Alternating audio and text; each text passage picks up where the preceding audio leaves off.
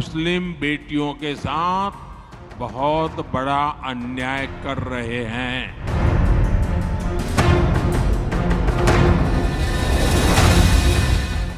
मौलाना मदनी को तो आप जानते ही होंगे, देश के सबसे बड़े इस्लामिक संस्थान दारुल उलूम देवबंद से ये ताल्लुक रखते हैं। कभी यहाँ के अध्यक्ष भी रहे थे। सबसे पहले तो आपको बता दूं कि ये वही मौलाना अरशद मदनी हैं जिन्होंने मदरसों की जांच के दौरान कहा था कि हम सरकार से मिलने वाली मदद पर थूकते हैं, हमें नहीं चाहिए और सरकार मदरसों के काम में दखल अंदाजी ना करे। ये वही मौलाना मदनी हैं जिन्होंने कहा था कि सब मनु की औलाद हैं। ये वही मौलाना मदनी हैं जिन्होंने मदरसों को मिलने वाली मॉडर्न एजुकेशन के खिलाफ बात की थी और ये साहब अब यूसीसी के खिलाफ खड़े हैं। एक आपात बैठक कर चुके हैं और ये भी कह चुके हैं कि जनता को विरोध करना चाहिए लेकिन सड़कों पर कतई ना उतरें।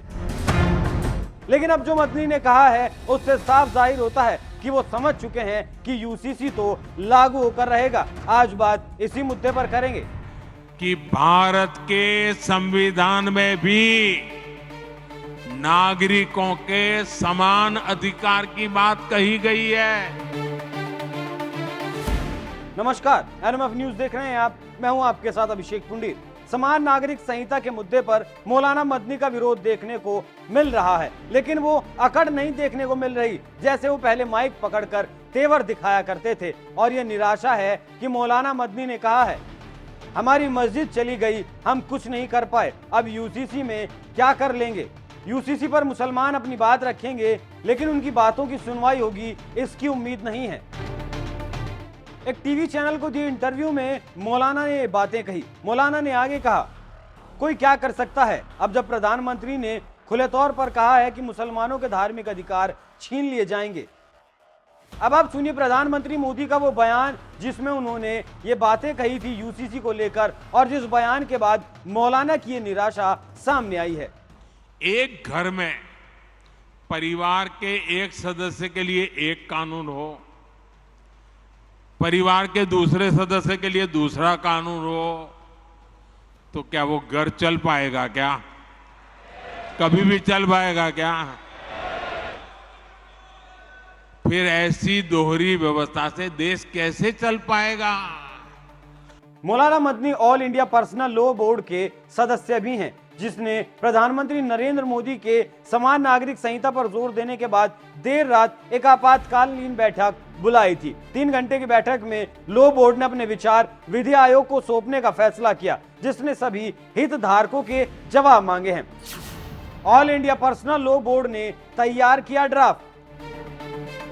All India personal law board की देर रात हुई बैठक में यूसीसी को लेकर फैसला लिया गया कि वो जल्द एक ड्राफ्ट तैयार करेंगे। इसमें यूसीसी के कानूनी पहलुओं को शामिल किया जाएगा। इसके अलावा शरिया के जरूरी पहलुओं को भी इसमें शामिल किया जाएगा और इस ड्राफ्ट के साथ लॉ कमीशन से भी मुलाकात की जाएगी और अपील की जाएगी कि वो उनके ड्राफ्ट को ध्यान में रखते हुए अपना यूसीसी का ड्राफ्ट तैयार करे। मौलाना मदनी समझ चुके हैं कि वक्त बदलाव चाहता है। जो पहले धमकी दिया करते थे, धमकी भरे लहजे में बात किया करते थे, वो अब अपील करते नजर आते हैं। यहाँ मौलाना के एक पुराने बयान का जिक्र करना बेहद जरूरी है। मदनी का कहना था कि हर मजहब के लोग अपने मजहब के लिए काम करते हैं, तो हम अपने मजहब की हिफाजत क्यों ना करें। समाज के साथ साथ देश को भी धार्मिक लोगों की जरूरत है। मदरसों और जमीयत का राजनीति से रत्ती भर वास्ता नहीं है। हमने देश की आजादी के बाद से खुद को अलग कर लिया था। अगर हम उस समय देश की राजनीति में हिस्सा लेते तो आज सत्ता के बड़े हिस्सेदार होते।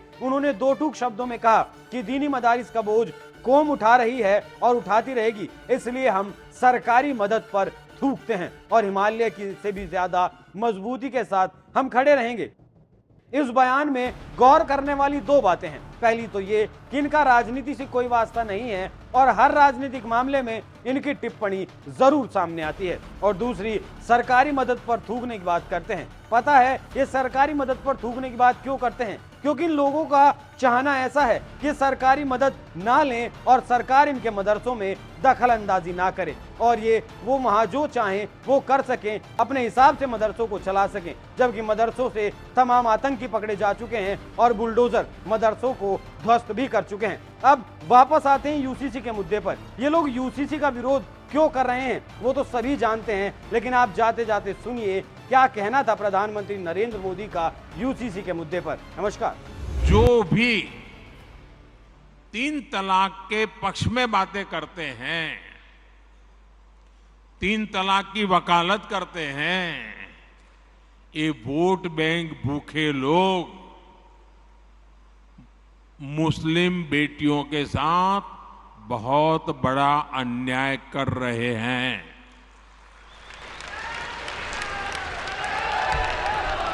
अच्छा, कुछ लोगों को लगता है कि भाई ये 3 तलाक से तो सिर्फ महिलाओं की बात हो रही है।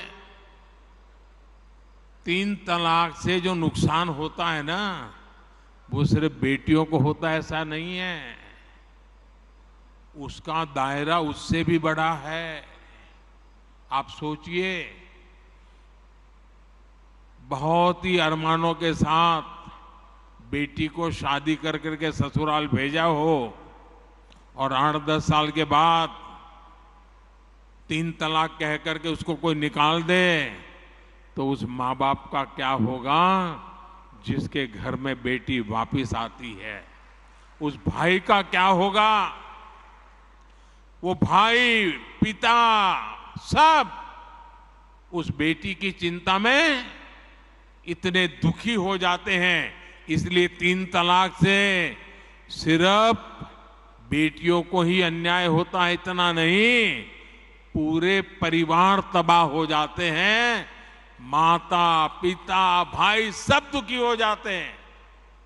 और देखिए, दुनिया के अनेक मुस्लिम बहुल्य देश, इसका इस्लाम से संबंध होता तो दुनिया का कोई मुस्लिम देश 3 तलाक खत्म नहीं करता।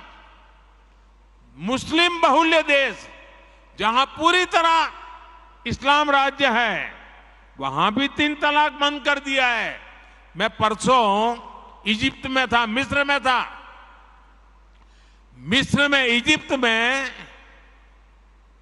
90% से ज्यादा सुन्नी मुसलमान समाज है और इजिप्ट में आज से 80-90 साल पहले 3 तलाक की प्रथा को समाप्त कर दिया। हमसे 90 साल पहले।